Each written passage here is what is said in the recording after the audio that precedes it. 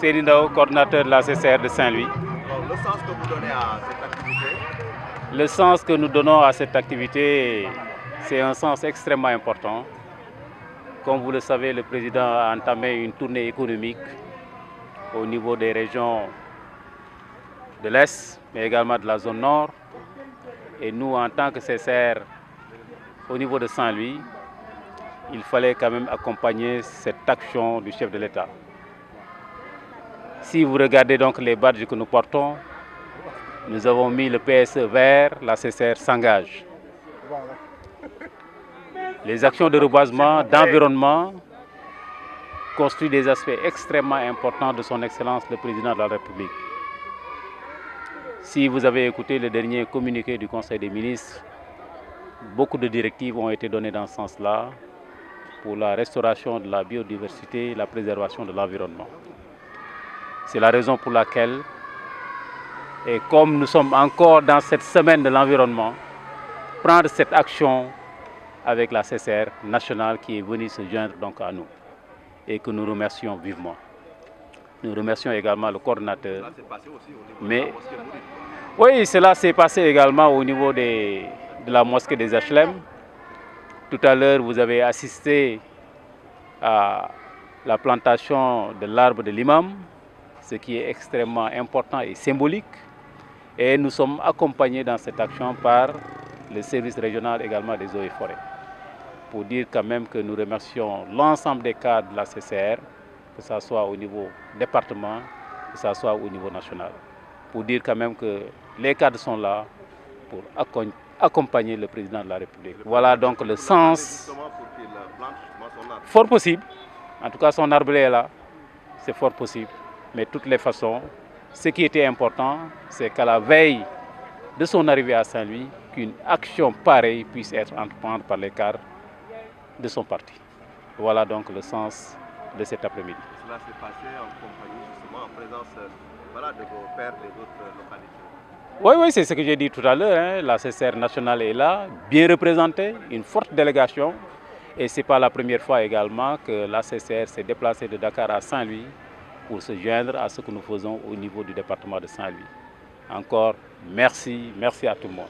Momar Dior Thiam, secrétaire national à l'organisation de la CCR, agissant toujours pour le compte du coordinateur national, le ministre Abdoulaye Diouf Sarr. Saint-Louis, n'est-ce pas venu accompagner les cadres de l'affaire à Saint-Louis. C'est une activité d'une importance capitale, n'est-ce pas? Oui, je vous remercie. Fidèle à notre tradition, chaque fois que le président de la République entame une tournée économique, la CCR est toujours en amont. Nous sommes toujours devant lui, la veille ou l'avant-veille de ses déplacements pour porter la bonne parole, pour porter la vision du président de la République à travers toutes ces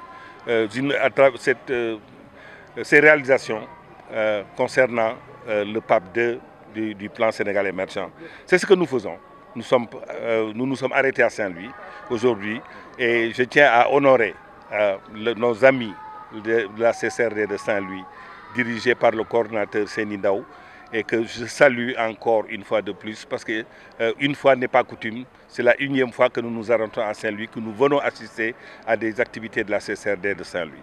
Donc nous sommes en route pour aller accompagner le président de la République vers le nord et nous allons nous ébranler demain matin pour prendre la direction de Podor, ainsi de suite, ainsi de suite.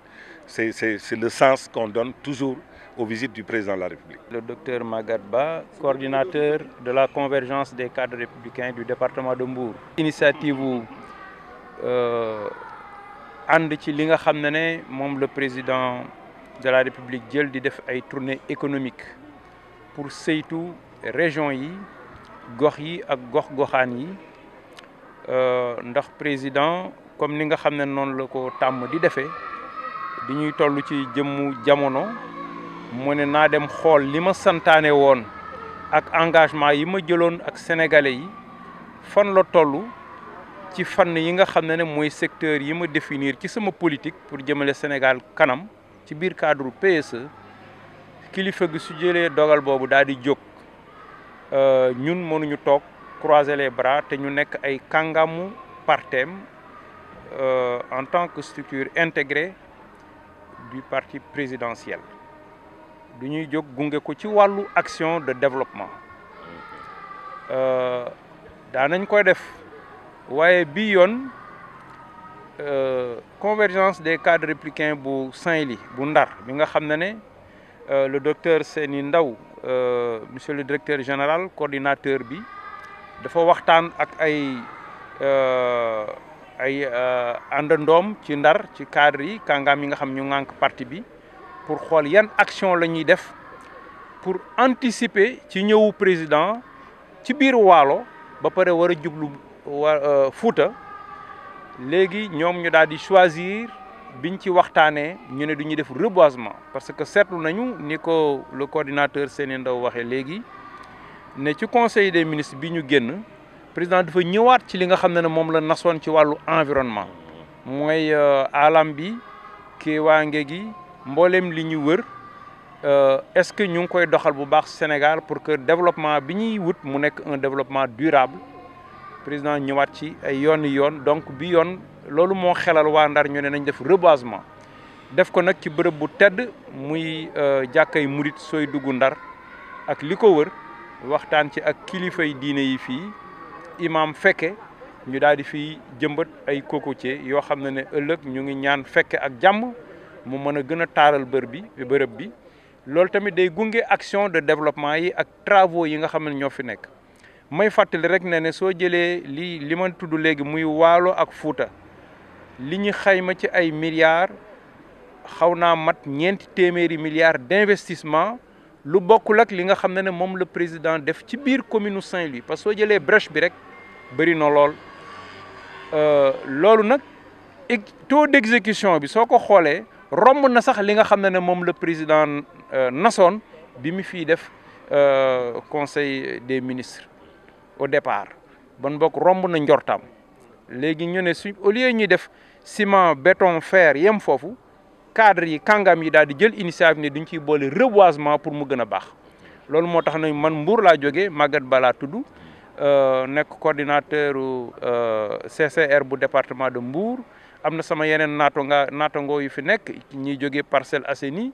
ñuy jógee Kaolack ak feneen donc war nañoo mën a wax ci turu ñi nga xam ne ñooy coordinateur de l'ensemble des 45 départements maintenant 46 pour que ñoom ñëpp ñu xam ne fu président dem rek kàngaamu partem du ñuy taxaw pour jiitu fa anticiper daal di fësal nag jëfam rafetlu ko bokk ci ak population ak ñi ñu fi fekk ñuy féliciter bu baax nag seeni ci taxawaayam xam du benn yoon lañ fi mës a ñëw donc ñëw ne ay yoon y a beaucoup de choses qui se passent dans la région de Saint-Louis yoo xam ne kàngaam yi ñu ngi ko fi taxawal macha allah.